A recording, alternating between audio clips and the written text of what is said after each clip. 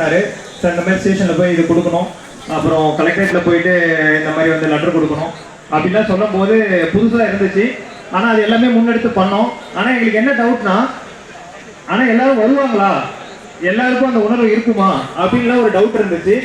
நாங்க போய் அந்த லெட்டர் கொடுக்கும் போதெல்லாம் வந்து சிங்கிள் டபுள் பர்சனா தான் போனோம். அப்போ கூட்டப்ப கூட மக்கள் வரல. அது உண்மையிலுமே ரொம்ப சங்கடமா இருந்துச்சு.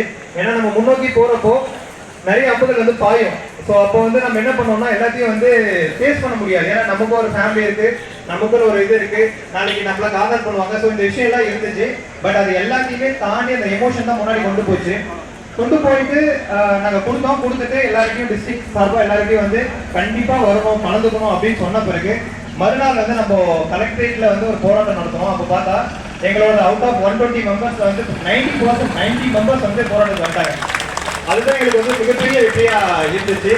ஸோ அப்பவே தெரிஞ்சிச்சு கண்டிப்பா நம்ம வந்து எல்லாருக்குள்ளேயும் ஒரு சின்னதாக ஒரு உணர்வு இருக்கு, கண்டிப்பா நம்மள எங்க தட்டாலும் வந்து கேட்பாங்க அப்படின்ற மாதிரி வந்து அது ஒரு மிகப்பெரிய வெற்றியா இருந்துச்சு. ரெண்டாவது அதை தாண்டி சென்னைக்கு பெருந்திரள் கூட்டம் அப்படின்னு சொல்லி இங்க வர சொன்னாங்க.